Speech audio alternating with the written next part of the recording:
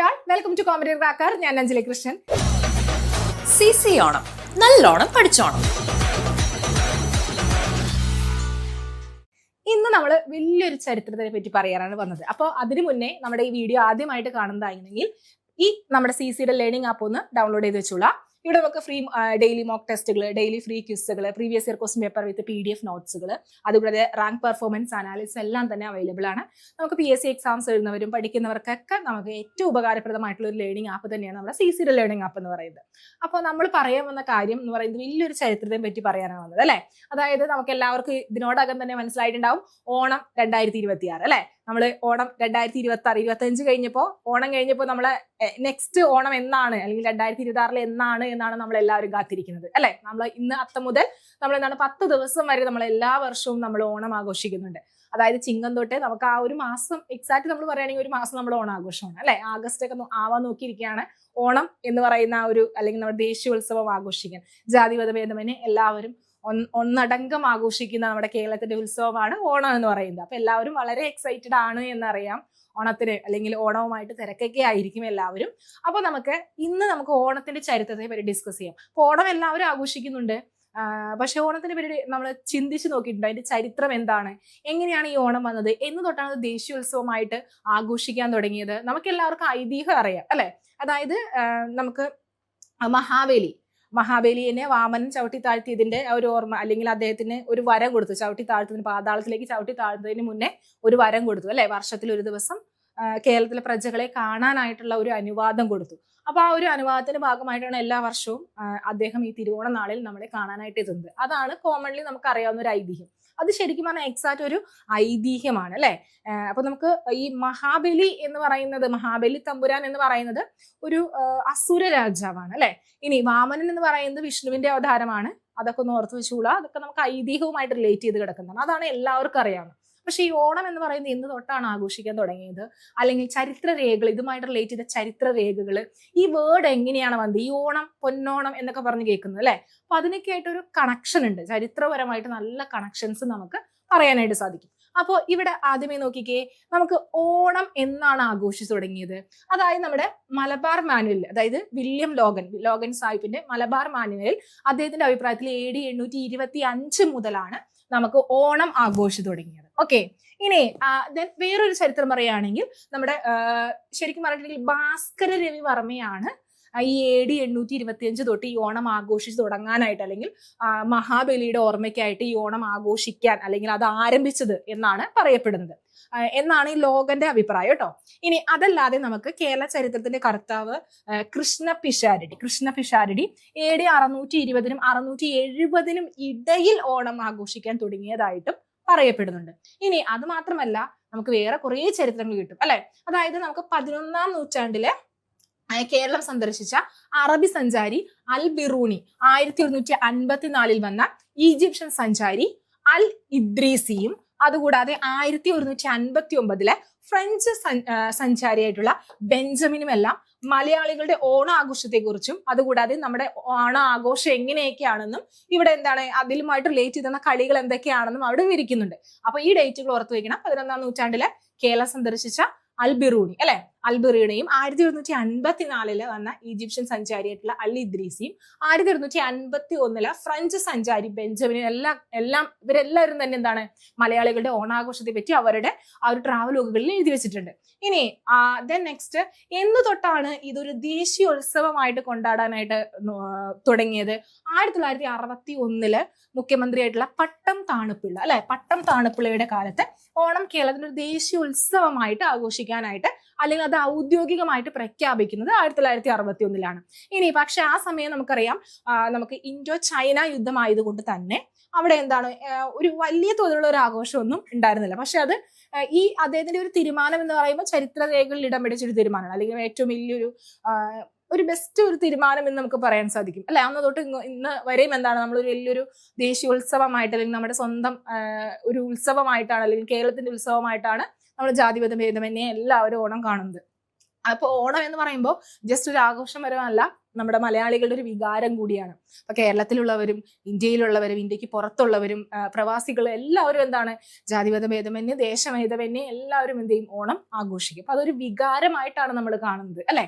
ഇനി ഇവിടെ നോക്കിക്കേ, അപ്പോൾ ശരിക്കും പറഞ്ഞിട്ടുണ്ടെങ്കിൽ നമുക്കറിയാം ഇൻഡോ ചൈന എന്ന് പറയുമ്പോൾ ആ തടസ്സങ്ങളൊക്കെ ഉണ്ടായിട്ടുണ്ടെങ്കിൽ കൂടിയും നമുക്ക് ആ ഒരു പ്രഖ്യാപനം എന്ന് പറയുന്നത് ഒരു വഴിത്തിരിവായിട്ടാണ് നമ്മൾ കണക്കാക്കേണ്ടത്. അന്ന് മുതൽ ഓണം എന്ന് പറയുന്നത് വളരെ നമുക്ക് മലയാളികളുടെ നമ്മുടെ കേരളത്തിലെ സംസ്ഥാനങ്ങളുടെ ആ ഒരു സംസ്ഥാനത്തിലുടനീളം നമുക്ക് ഈ ഓണം എന്ത് ചെയ്യുന്നുണ്ട് ആഘോഷിക്കുന്നുണ്ട്. അത് ഓർത്തു വയ്ക്കുക. മലയാളികൾ ഉണ്ടെങ്കിൽ ഡെഫിനറ്റ്ലി നമ്മുടെ ഇന്ത്യയുടെ ഏത് സംസ്ഥാനത്തിലാണെങ്കിലും ഓൾ വേൾഡിലാണെങ്കിലും നമ്മൾ ഓണം ആഘോഷിച്ചിരിക്കും അല്ലെ. ഇനി ഇവിടെ നമ്മൾ നോക്കുകയാണെങ്കിൽ ഓണം എന്ന വാക്കിനെ ഒരു ആഘോഷമാക്കി പരാമർശിക്കുന്ന ഏറ്റവും പഴയ പരാമർശം എന്ന് പറയുന്നത് AD 3-ാം നൂറ്റാണ്ടിലെ സംഘകാലകൃതി, അതായത് തമിഴ് കവിതയായിട്ടുള്ള മധുരൈ കാഞ്ചിയിലാണ്. ഇത് വളരെ പ്രശസ്തമാണ്.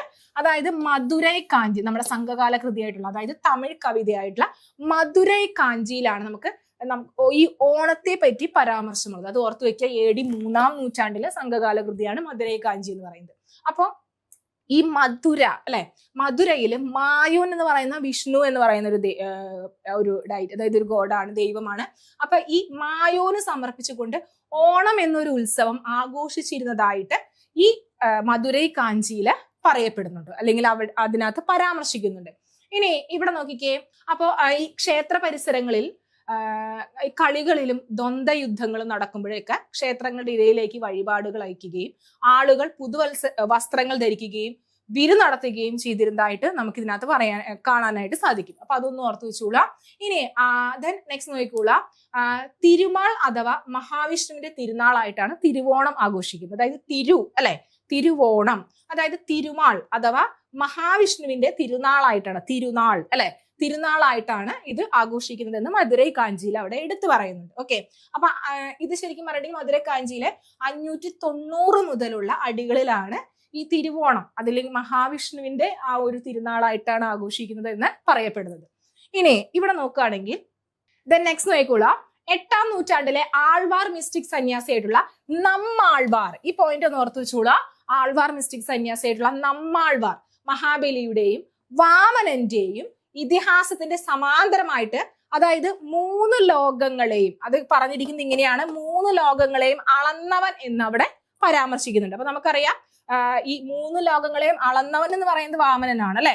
വാമനൻ ഈ 3 ലോകവും അളന്നു അവസാനം ഒരു അടി അല്ലെങ്കിൽ ഒരു സ്റ്റെപ്പ് ഇല്ലാതെ ആയി കഴിയുമ്പോൾ മഹാബലിയുടെ മുതുക് കാണിച്ചു കൊടുത്തു എന്നാണ് പറയപ്പെടുന്നത്. അദ്ദേഹത്തിന് ആ ഒരു പാതാളത്തിലേക്ക് ചവിട്ടി താഴ്ത്തി എന്നൊക്കെയാണ് പറയപ്പെടുന്നത് അല്ലെ. അപ്പൊ അതിന്റെ ഒരു അതായിട്ടാണ്, അല്ലെങ്കിൽ അതിന്റെ ഒരു ഓർമ്മക്കൽ, അല്ലെങ്കിൽ അതുമായിട്ട് റിലേറ്റ് ചെയ്തിട്ടാണ് നമ്മൾ ഈ 3 ലോകങ്ങളെയും അളന്നവൻ എന്ന അവിടെ പരാമർശിക്കുന്നത്.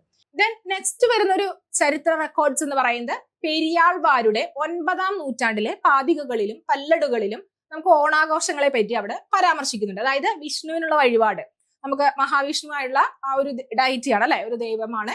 ആ വിഷ്ണുവിനുള്ള വഴിപാടുകളെ കുറിച്ചും വിവരിക്കുന്നുണ്ട്. കൂടാതെ ആ സമയത്തുള്ള ഉത്സവങ്ങള്, അവിടുത്തെ സാമൂഹിക പരിപാടികളെ പറ്റിയൊക്കെ നമുക്ക് ഇതിനകത്ത് പരാമർശം കാണാനായിട്ട് പറ്റും.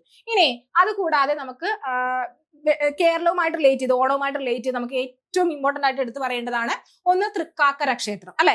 നമുക്ക് ഓണം എന്ന് പറയുമ്പോൾ നമുക്ക് ഓർത്തു വയ്ക്കേണ്ട ഒരു ക്ഷേത്രം തന്നെയാണ് തൃക്കാക്കര എന്ന് പറയുന്നത്. അപ്പൊ വിഷ്ണുവിന്റെ അവതാരമായിട്ടുള്ള വാമനന് സമർപ്പിച്ചിരിക്കുന്ന തൃക്കാക്കര നമ്മുടെ എറണാകുളത്താണ് അല്ലെ. എറണാകുളം ജില്ലയിലെ കൊച്ചി ആ ഒരു തൃക്കാക്കര ഏരിയയിലാണ്.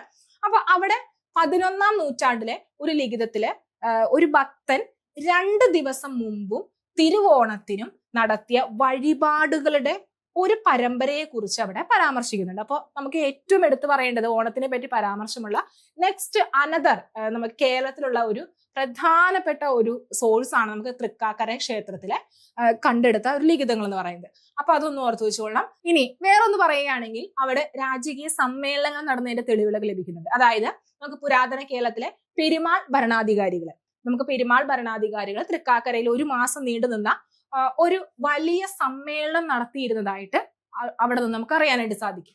അപ്പൊ ശരിക്കും പറഞ്ഞാൽ ചരിത്രരേഖകൾ അങ്ങനെയാണ് പറയപ്പെടുന്നത്. അപ്പൊ ഇവിടെ നമ്മൾ പ്രാദേശികമായിട്ടുള്ള പ്രഭുക്കന്മാരും രാജാക്കന്മാരും എല്ലാവരും അവിടെ ഒത്തുകൂടാണ് അല്ലെ. അപ്പൊ അങ്ങനെ ഒത്തുകൂടിയ ഒരു ആഘോഷത്തിന്റെ തുടക്കമാണ്, അതായത് ആ ഒരു ഓണം അല്ലെങ്കിൽ ആ ഒരു വലിയൊരു ആഘോഷത്തിന്റെ തുടക്കം അല്ലെ. ആ ഒരു തുടക്കം കുറിക്കുക, അത് പിന്നീട് വികേന്ദ്രീകരിച്ച് ഓരോ ഗ്രാമങ്ങളിലേക്കും എന്ത് ചെയ്യുന്നുണ്ട്, ആ ഒരു ആഘോഷം അങ്ങനെ പടർന്ന് പന്തലിക്കുകയും ചെയ്തതായിട്ട് ഇവിടെ പരാമർശിക്കപ്പെടുന്നുണ്ട്. ഇനി അതുകൂടാതെ നെക്സ്റ്റ് വരുന്ന ഒന്നാണ് നമുക്ക് കേരളത്തിലെ ഏറ്റവും വലിയ ഹിന്ദു ക്ഷേത്രങ്ങളിൽ ഒന്നായിട്ടുള്ള, അതും വിഷ്ണുവിന് സമർപ്പിക്കപ്പെട്ടത് തന്നെയാണ്, തിരുവല്ല ക്ഷേത്രം. തിരുവല്ല ക്ഷേത്രത്തില് നമുക്ക് 12-ാം നൂറ്റാണ്ടിലെ ഒരു ലിഖിതത്തില് നമുക്ക് ഓണാഘോഷത്തെ കുറിച്ച് വളരെ വ്യക്തമായിട്ട് അവിടെ പരാമർശിക്കുന്നുണ്ട്. അപ്പൊ അവിടെ ഓണാഘോഷം അതിന്റെ വഴിപാടായിട്ട് ക്ഷേത്രത്തില് സംഭാവന നൽകിയിരുന്നതായിട്ട് ഇവിടെ ആ ഒരു ഇൻസ്ക്രിപ്ഷൻസ് അല്ലെങ്കിൽ ആ ലിഖിതത്തിൽ നിന്ന് നമുക്ക് ലഭിക്കും. നെക്സ്റ്റ് നോക്കുകയാണെങ്കിൽ വേറൊരു സോഴ്സ് ആണ് നമുക്ക് സാമൂതിരിയുടെ കൊട്ടാരം സന്ദർശിച്ച ദക്ഷിണേന്ത്യൻ ആയിട്ടുള്ള ഒരു സംസ്കൃത കവിയായിട്ടുള്ള ഉദ്ദണ്ഡ ശാസ്ത്രി എന്ന് പറയുന്നത്. അപ്പൊ ഈ ഉദ്ദണ്ഡ ശാസ്ത്രി ശരിക്കും പറഞ്ഞാൽ ശ്രാവണം, ഈ പോയിന്റ് ഒന്ന് ഓർത്ത് വെച്ചുകൊള്ളാം, ശ്രാവണം എന്ന ഉത്സവത്തെ പറ്റി അവിടെ എഴുതുന്നുണ്ട്. ശ്രാവണം. അപ്പോ അവിടെ ഇന്ത്യൻ ജ്യോതിശാസ്ത്രത്തിൽ പരാമർശിക്കുന്ന ഈ ശ്രാവണം അല്ലെ, ശ്രാവണം എന്ന് പറയുന്ന ഒരു നക്ഷത്രത്തിന്റെ, തമിഴ് ഓർ മലയാളത്തിന്റെ ഒരു രൂപാന്തരണം വന്ന് അല്ലെങ്കിൽ ഒരു മാറ്റം വന്നതാണ് ഈ ഓണം, ശ്രാവണം, ഓണം അല്ലെങ്കിൽ തിരുവോണം എന്ന വാക്ക് എന്നാണ് അവിടെ പറയപ്പെടുന്നത്. ഓക്കെ, അപ്പൊ ഈ വാക്യം അതുകൊണ്ട് ആ ഒരു മാറ്റം വന്നതുകൊണ്ട് തന്നെ നമുക്ക് ഓണോത്സവത്തെ കുറിച്ചാണ് ഇത് അനുമാനിക്കപ്പെടുന്നത് എന്ന് നമുക്ക് ഈ ശ്രാവണം എന്ന് പറഞ്ഞത് കൊണ്ട് തന്നെ അത് ഓണമാണ് എന്ന് നമുക്ക് അവിടെ മനസ്സിലാക്കാൻ സാധിക്കും. ഇനി നെക്സ്റ്റ് 11-ാം നൂറ്റാണ്ടിൽ തന്നെ നമുക്ക് സ്ഥാണു രവി കുലശേഖരൻ എന്ന രാജാവിന്റെ തിരുവാറ്റ് ലിഖിതത്തിലും നമുക്ക് ഓണത്തെ പറ്റിയുള്ള പരാമർശം കാണാൻ സാധിക്കും. അപ്പൊ നെക്സ്റ്റ് ഒരു സോഴ്സ് ആണ് നമുക്കൊരു 10th സെഞ്ചുറി അല്ലെ, 10th സെഞ്ചുറിയിൽ നമുക്ക് സ്ഥാണു രവി കുലശേഖരൻ എന്ന രാജാവിന്റെ തിരുവാറ്റ് ലിഖിതത്തിൽ നമുക്ക് ഓണത്തെ പറ്റി പരാമർശിക്കുന്നുണ്ട്. ഇനി നെക്സ്റ്റ് നോക്കിക്കേ, ഇവിടെ ആ ഒരു പരാമർശം ഇങ്ങനെയാണ്, വില്ലുകൾ കൂട്ടിമുട്ടിക്കുന്ന ആൺകുട്ടികളുടെ കൂട്ടങ്ങൾ വീണ്ടും വീണ്ടും ഉച്ചത്തിൽ ആർപ്പ് വിളിക്കുന്നു. എല്ലാ സ്ത്രീകളും തങ്ങളുടെ ഭർത്താക്കന്മാരെ സമ്പത്തും സുഖവും നൽകാൻ നിർബന്ധിക്കുന്നു. എല്ലാ പുരുഷന്മാരും തങ്ങളുടെ സ്ത്രീകൾക്ക് മനോഹരമായ വസ്ത്രങ്ങൾ സമ്മാനിക്കാൻ അലഞ്ഞു നടക്കുന്നു. ശ്രാവണ ഉത്സവം കേരളത്തിൽ നടക്കുന്നു അല്ലെ. ശ്രാവണം അതിന്റെ ഒരു മാറ്റം അല്ലെങ്കിൽ ഒരു മലയാളം വേർഷൻ മാറ്റം വന്നതാണ് ഓണം അല്ലെ എന്നാണ് അവിടെയും പരാമർശിക്കുന്നത്. ഇനി നെക്സ്റ്റ് നോക്കിക്കോളാം, സംഘകാലം അല്ലെ. സംഘകാലത്തിലേക്ക് നമ്മൾ തിരിച്ചു പോകുകയാണെങ്കിൽ സംഘകാലത്ത് കേരളത്തിലും തമിഴ്നാട്ടിലുമെല്ലാം മഴക്കാലത്ത് ഒരു ഭജനം ഇരിക്കുക, അതായത് നമുക്ക് ഈ ചിങ്ങത്തിന് മുന്നേ കർക്കിടകം അല്ലെ. അപ്പൊ ആ ഒരു കർക്കിടകം എന്ന് പറയുമ്പോൾ ഭയങ്കര ഇടി മഴ, നമുക്ക് ഭയങ്കരമായിട്ടുള്ള ഒരു മഴക്കാലവും വെള്ളപ്പൊക്കവും ഒക്കെ ഉള്ള ഒരു കാലഘട്ടമാണ്. ആർക്കും വലിയ പണിയോ കാര്യങ്ങളോ ഒന്നും തന്നെ അവിടെ ഉണ്ടാകില്ല അല്ലെ. അപ്പൊ അങ്ങനെ ആ ഒരു സമയത്ത് മഴക്കാലത്ത് ഭജനം ഇരിക്കലും പഠനവും ഒക്കെ ആയിട്ട് ജനങ്ങൾ ഇങ്ങനെ പ്രാർത്ഥനയിലൊക്കെ ഇങ്ങനെ മുഴുകിയിരിക്കുന്ന ഒരു കാലഘട്ടമാണ്. അപ്പൊ 6 മാസം ദീർഘമായിട്ടുള്ള ഒരു മഴ അല്ലെ, മഴ പെയ്തുകൊണ്ടിരിക്കുന്നു. അങ്ങനെ കാറും പടലും ഒക്കെ തീർന്ന് ചിങ്ങമാസമാകുമ്പോ അല്ലെ, ചിങ്ങവെയിൽ എന്ന് പറയും അല്ലെ. അപ്പൊ കാറും പടലും ഒക്കെ തീർന്ന് മഴ മാറി വാണിജ്യം പുനരാരംഭിക്കുന്ന ശ്രാവണ മാസത്തിലെ തിരുവോണ നാളിലാണ് എന്ന് പറയപ്പെടുന്നുണ്ട്. അപ്പൊ അങ്ങനെ അതുകൊണ്ടാണ് ശ്രാവണത്തിന്റെ പാലി സമാന്തരണം ശ്രാവണം എന്നൊക്കെ അവിടെ അറിയപ്പെടുന്നുണ്ട്.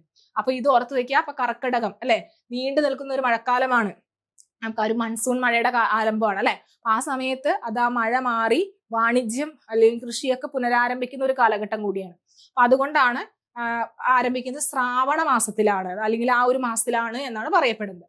ഇനി നെക്സ്റ്റ് ഇത് പിന്നീട് നമുക്കറിയാം ഈ ശ്രാവണം എന്നുള്ളത് പല പേരിൽ ലോപിക്കുന്നുണ്ട് അല്ലെ. അപ്പൊ ഈ ശ്രാവണത്തിന്റെ പാലി സമാന്തരം സാവണം അല്ലെ, സാവണം എന്നാണ് അറിയപ്പെടുന്നത്. ഇനി അത് ആദിരൂപം ലോപിച്ച് പാലിയുടെ തന്നെ നിയമം അനുസരിച്ച് അത് ആവണം എന്നായിട്ട് മാറി. ഓക്കെ, ആവണം. അപ്പൊ ശ്രാവണം, സാവണം, ആവണം അല്ലെ. ആവണം എന്നും പിന്നീട് അത് ഓണം എന്നുള്ള രൂപം പ്രാപിച്ചു എന്നാണ് അവിടെ പറയപ്പെടുന്നത്.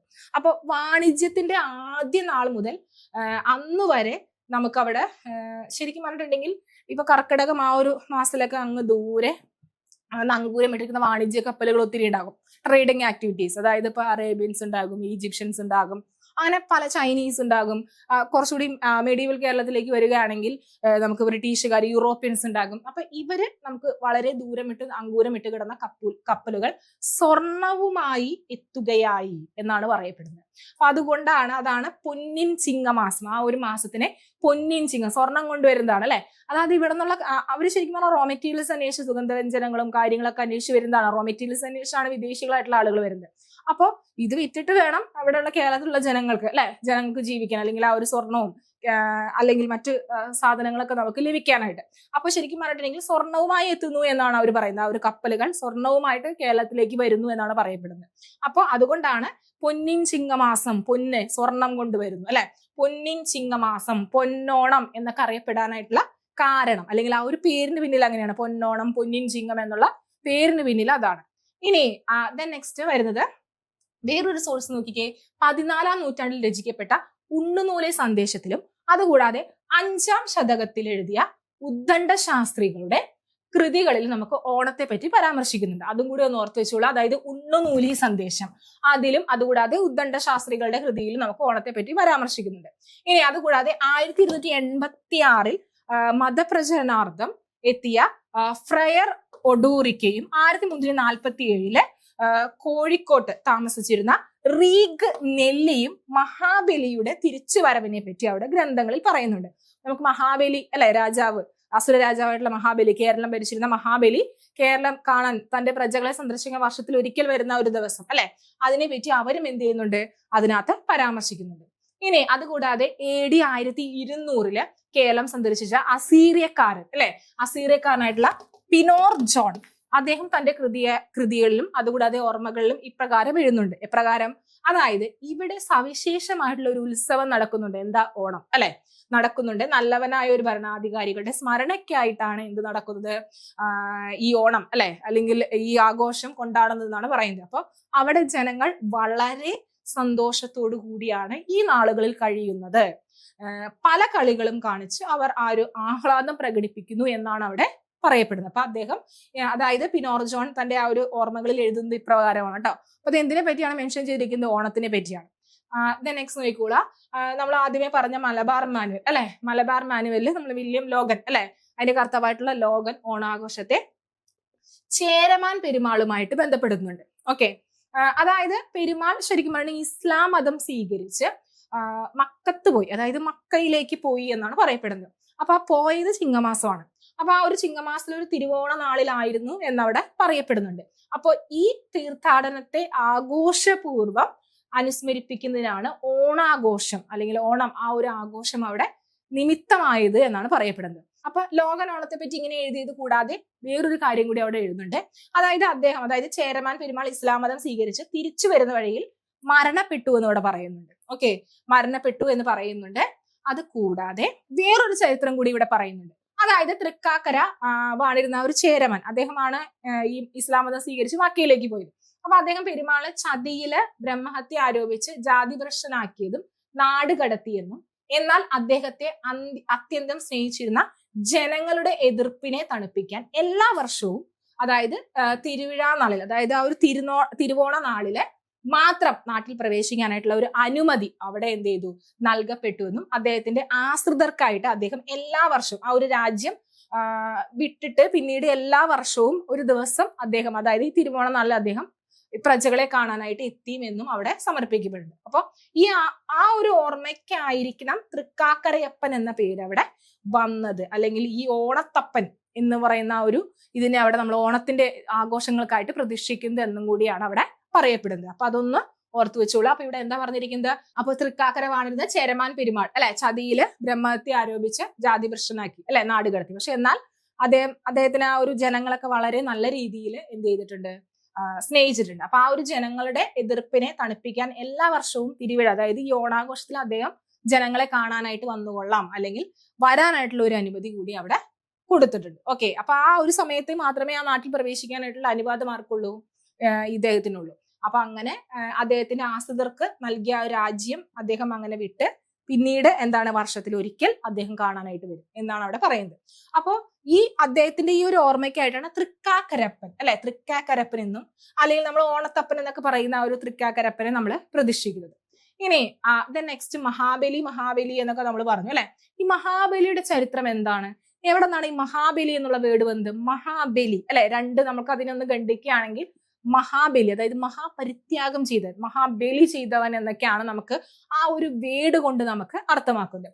അപ്പൊ അതിന്റെ ചരിത്രം എന്താണെന്ന് പറയാം. അതായത് മഹാബലിയുടെ പാരമ്പര്യം എവിടെ നിന്നാണ് വരുന്നത്?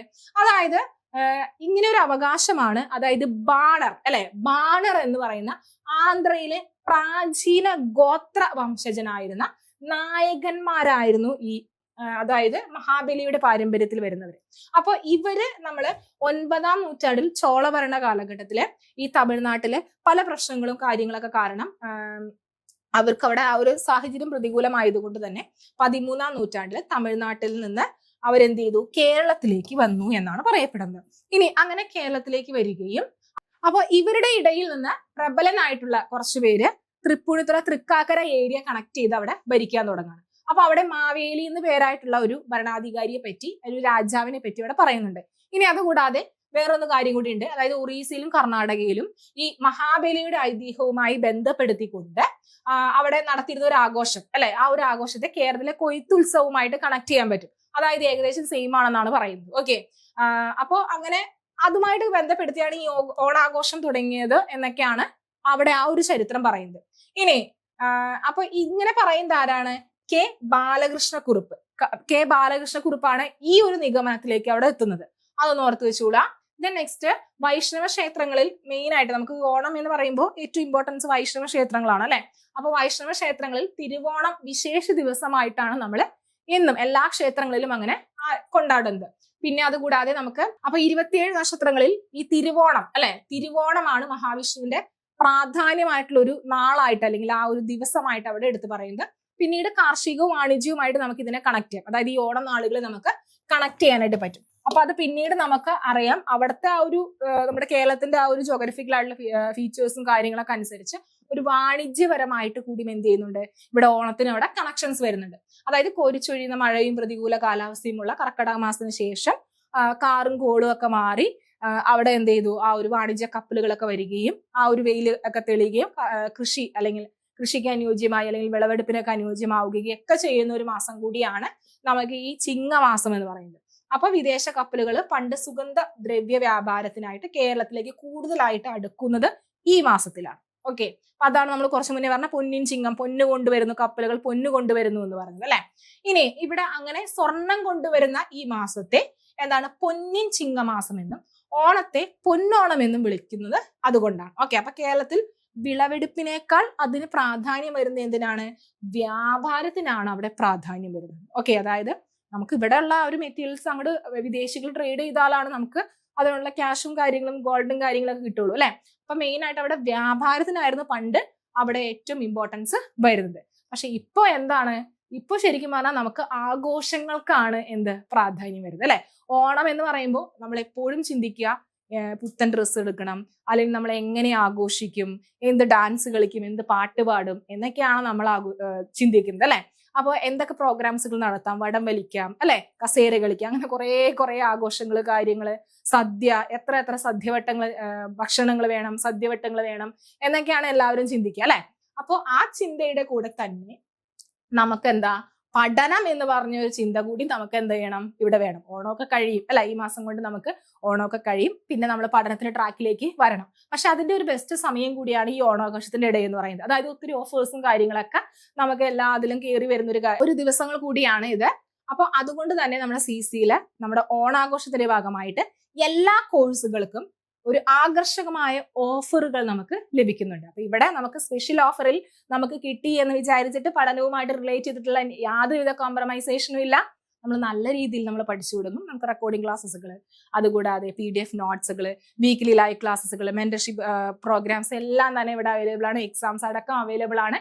അപ്പൊ ഈ ഓണം എന്ന് പറയുന്നത് ആഘോഷങ്ങളുടെ മാത്രമല്ല, പഠിച്ചു തുടങ്ങാൻ പുതിയൊരു തീരുമാനം എടുക്കാനായിട്ടുള്ള, അല്ലെങ്കിൽ ചിങ്ങമാസം എന്ന് പറഞ്ഞ പുതിയ കേരളത്തിലെ അല്ലെ മലയാളം അനുസരിച്ച് പുതിയൊരു വർഷം തുടങ്ങുന്ന ഒരു മാസമാണ്. അപ്പൊ അതുകൊണ്ട് തന്നെ ഈ പുതുവത്സരത്തില് നമ്മൾ പുതിയ ഒരു തീരുമാനം അവിടെ എടുക്കുക എന്നുള്ളതാണ് ഏറ്റവും ബെറ്റർ ആയിട്ടുള്ള ഒരു കാര്യം എന്ന് പറയുന്നത്. അപ്പോൾ ഉടനെ തന്നെ ഇങ്ങോട്ടേക്ക് പോകുന്നോളാം. CC നല്ലോണം പഠിച്ചോണം അല്ലെ. നമുക്ക് പഠിച്ചിട്ട് തന്നെ നമുക്ക് മുന്നേറാം. അപ്പൊ ഈ ഓണത്തിന് നല്ലൊരു തീരുമാനം എടുക്കാം. അപ്പൊ ഈ കോഴ്സിന്റെ നമ്മുടെ ഓഫേഴ്സുമായിട്ട് റിലേറ്റ് ചെയ്തിട്ടുള്ള എന്തെങ്കിലും ഡൗട്ട്സുകൾ ഉണ്ടെങ്കിൽ കോൺടാക്ട് ചെയ്യുക. അപ്പൊ വീഡിയോ ഇഷ്ടമായെങ്കിൽ ലൈക്ക് ചെയ്യുക, ഷെയർ ചെയ്യുക, സബ്സ്ക്രൈബ് ചെയ്യുക. പിന്നെ ഒരു കാര്യം കൂടി, നമ്മുടെ ഓണത്തിന്റെ ചരിത്രം എന്ന് പറയുന്നത് ഇതിൽ തീരുന്നില്ല. ഒത്തിരി ചരിത്രങ്ങൾ നമുക്ക് കിട്ടും. അപ്പൊ ഇവിടെ നമുക്ക് ഓണവുമായിട്ട് നമുക്ക് ബുദ്ധമത ചരിത്രവുമായിട്ട് നമുക്കൊന്ന് കണക്ട് ചെയ്ത് പറയാനായിട്ട് പറ്റും. അത് ഏതൊക്കെയാണ് ആ ഒരു ബുദ്ധമത ചരിത്രം? അത് കൂടാതെ ഞാൻ പറയാതെ ഒത്തിരി ചരിത്രങ്ങളുണ്ട്. അത് എന്തൊക്കെയാണ് എന്ന് നിങ്ങൾ ഇതിന്റെ കൂടെ ഒന്ന് കമന്റ് ചെയ്തേക്കണേ. അപ്പോൾ വൺസ് അഗൈൻ വീഡിയോ ഇഷ്ടമായെങ്കിൽ ലൈക്ക് ചെയ്യുക, ഷെയർ ചെയ്യുക, സബ്സ്ക്രൈബ് ചെയ്യുക. വീണ്ടും മറ്റൊരു വീഡിയോയുമായി കാണാം. Thank you. CC ഓണം നല്ലോണം പഠിച്ചോണം.